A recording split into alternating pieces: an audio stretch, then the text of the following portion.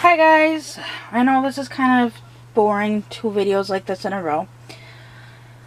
First of all, I want to thank everybody that left kind words on my video from yesterday. I know it was ranty and I got a few thumbs down, which I knew I would. I was expecting that because typically the ones that would leave thumbs down on that type of video are usually the ones guilty of doing it. But I did get a lot of positive comments, you know, even people that don't make videos. Some people that, you know, I personally can't afford one. That's one of my dream babies, but, you know, I would never imagine asking or begging somebody to give me one because I wanted it. So, like I said, first of all, thank you everybody that left kind words about it. And I just kind of wanted to give a little update on it. My grandmother, hours after I made that video, because I made it Saturday night, in the wee morning of Sunday, my grandma passed away peacefully in her sweet sleep. So she's now with my grandpa. She is pain-free, has all of her memories from life. She's looking down on us, knowing exactly who we are. And she's pain-free, where we think that she's kind of been in some pain, but she hasn't really been able for the last year or so. But she's been losing words. She can barely talk. She could barely talk. I mean, kind of reverted back to like a toddler status. So I'm still in shock about it. It doesn't seem real. Part of it doesn't seem real because she's been up there and she's been in that nursing home for 10 years. And I'm down here and I've been here for almost 2 years.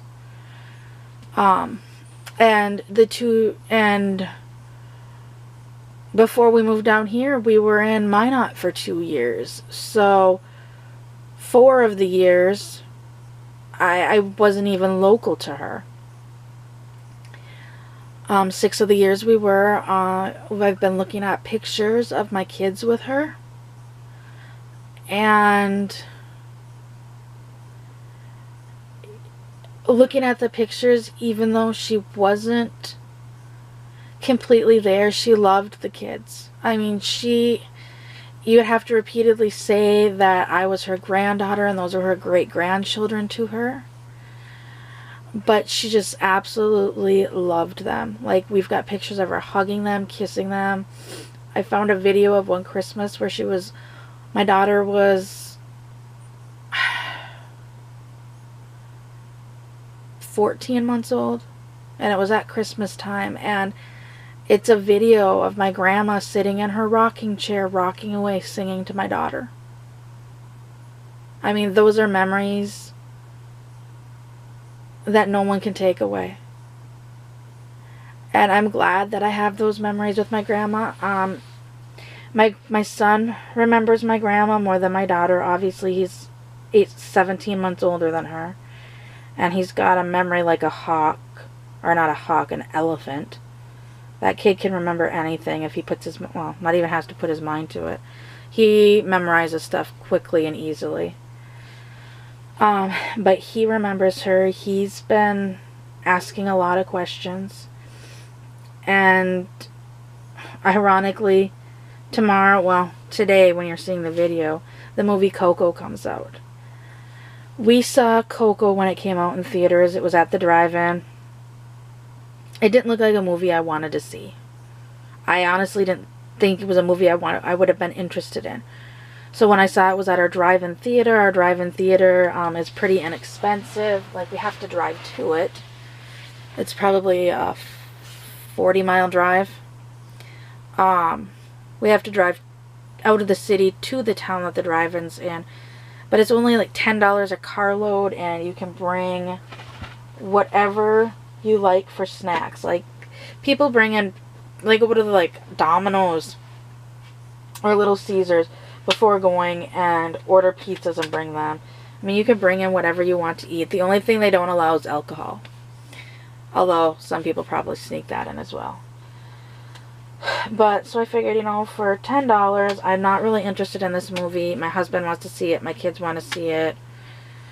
They like going to the drive-in movie theater periodically, so we'll take them to it. And I fell in love with the movie. It's one of those movies that was hard to describe. It's hard to describe. Like I said, it didn't look like a movie I'd care for. Even watching the previews after seeing the movie, knowing how great of a movie it was, the previews just never did anything for me. Even now, them showing the previews for it coming out on video, the previews absolutely do nothing for me. But watching the movie in its entirety and what the movie is about and the ending, when it ended, my son had a bunch of questions about my grandma. Because he knew my grandma was older. And I don't want to give the whole movie away, but, you know, after we told him my grandmother had passed away, first off, he goes, so she's going to turn into a skeleton and come back and see me once a year? Well, the gist of the movie is it revolves around, I can't remember how to say it in Spanish. It's basically Day of the Dead. It's a Mexican holiday where they celebrate and remember their family members that have passed over. And with that culture is where they have the sugar skulls, where it's in the movie, well, in Mexican tradition, when somebody passes away and they pass over, they turn into a skull. They have a spirit animal as well, and they turn into a skull instead of like a ghost or their body, and their faces are like brightly painted up. So if you see anything Mexican that has sugar skulls on it, that's kind of where it comes from. I don't know the full details on it because I wasn't raised down here. Up north, we don't celebrate it at all. Down here, some people do. Anyways, my son's first question is, so Mommy, does that mean Grandma is a skeleton now? And I'm like, at first I told him no, because I didn't realize he was talking about the movie, like relating back to the movie. And I'm like, well, yes, but no. You know, in our beliefs, she's gone to heaven and she's with Grandpa. My grandpa, his great-grandpa, which obviously he was born 5 years after my grandfather passed away, so he doesn't know anything about my grandfather. He never met him. But I'm like, he's with my grandpa, her husband. And he's like, oh, okay. So he's been asking lots of questions kind of having to do with the movie. And last night he was talking to my mom on the phone, and both my mom and I didn't know really how to react to this. Because, I mean, this just shows what a pure heart he is. He understands the concept, you know, death is final. Except for his response was, well, can we make great-grandma come back to life like Jesus? Jesus died and then he became alive again. And I mean, the innocence of him like trying to like process this in a little 7-year-old autistic mind was, well, we can just make her like Jesus and she can come back and we'll all be happy again. And we're like, you know, buddy, it doesn't work that way for people. Jesus is God's son, and that's why he was special. He had to die so that he could forgive our sins, so our sins could all be forgiven, so we can go to heaven someday. He had to die for us. And God brought him back to life, and he's in heaven now with God. And so he stood there for a while. And then he started crying. And my mom and I were kind of, was it kind of sinking in? And then he proceeded to say, Yaya, which is what he calls my mom, I'm afraid. And we're like, what are you afraid of? Like, there's no reason to be afraid of death. There's no reason to be afraid of dying. Everybody has to go through it. And he then proclaims he wasn't afraid about that. He was afraid that everybody was going to forget about Grandma now that she has died. And he doesn't want to forget about her. He doesn't want anybody to forget about her. He wants everyone to remember her. He wants to remember her. And like, my mom and I were both fighting tears. I mean, I could hear it in her voice cracking, and I'm standing or sitting in front of him. And it goes back to the movie Coco, so I'm not going to go fully into it. Why it got to that, where he came up with that, but he is deathly afraid that we're going to forget Grandma. I mean, he's 7 years old, and that's his fear. And what makes it even harder is the 7-year-old is having more compassion for my grandmother than some of my adult cousins and my one uncle. My grandmother's funeral isn't until next week. I'm not going to go into details what day it is, when we're leaving, any of that kind of information. But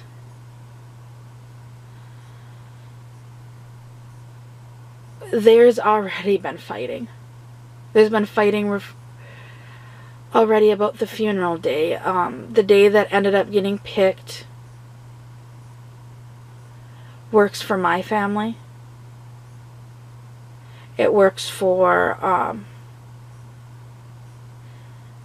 it works for my one cousin who travels a lot. He's actually in London, and he was going to fly back home the day before the funeral, before my grandma even passed away.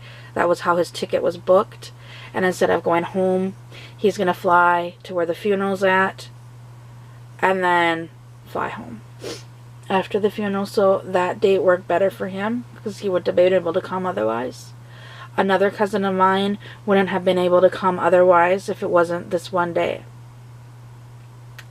And there's already been fighting because while it works for pretty much everyone else for a day that's local and not local, my one uncle wanted it a different day that didn't work. Like, we wouldn't have been able to be there, and my two cousins wouldn't have been able to be there. That would have been a day this week because his husband's wife wouldn't be able to be there the other day they picked. And my mom, my aunt, and my second uncle were like, no. We're not going to basically make it so 3 of the grandchildren can't be there so that your one grandchild's wife can be there. Because in reality, I would have been going to the funeral no matter what day it was. If I had to fly up on my own and my husband and kids stay home, we would have had to do that.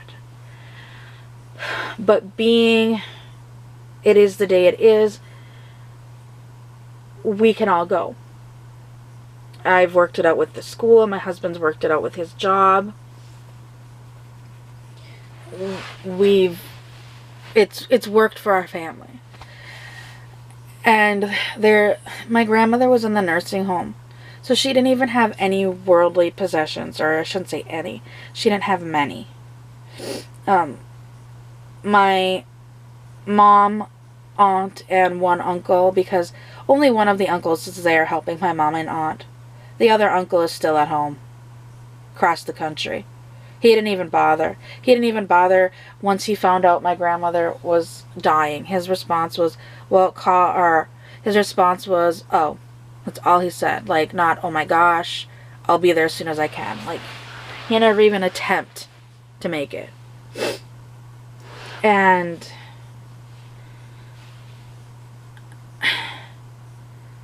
you know, it's already frustrating because my mom, my one uncle, and my aunt were the ones that had to go through my grandma's stuff. They decided to donate her clothes to the nursing home. Because for Christmas, basically every Christmas, my mom, aunt, and one uncle bought my grandmother clothes for Christmas. Because she's been in a toddler state for at least 5 years. You know how toddlers eat and stuff. They drool a little bit. They get stained up. Not to go too much into TMI and dignity stuff. She did have to wear Depends again, so, you know, there were some messed pants incidents. So every year they would, at Christmas time, purchase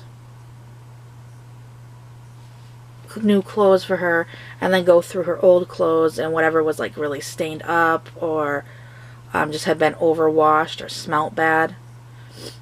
Because the nursing home does all the washing, they would toss, and then the new clothes would go into her rotation. And being where at the end of February, she only really got to wear some of those clothes 2 months, if that, because some days I guess she didn't even want to get dressed. She just wanted to stay in her pajamas all day. So they donated the clothes that were still usable back, or to the nursing home, because sadly there's people in that nursing home that haven't had a visitor in years. So they donated that back, and then they yeah, you're seeing Jack sneak by. He's trying to act like I can't see him. They kind of went through the rest of her stuff. Some of it they donated it, and some of stuff they took. And like I said, my grandmother didn't have many worldly possessions to begin with, because being in a nursing home. But of the few things that she did have, there's already been fighting over who gets what. And my one uncle that didn't show up for any of this, he's expecting his kids to get all this stuff. And I honestly can't tell you the last time he himself was at that nursing home seeing my grandma. Or his kids, because, I mean, 2 of his kids live in Texas, not near me, thank God. And 1 lives up in Iowa. And he has 3 grandchildren. Of his 3 grandchildren, only 1 got to meet my grandmother. And that was when he was a baby. And that was when my aunt and uncle took him there. Other than that, the one is a newborn. So obviously that one didn't get to meet Grandma. But the middle one is almost 3. And in 3 years they couldn't be bothered to take this child to meet my grandmother. Would my grandmother have remembered? No. But,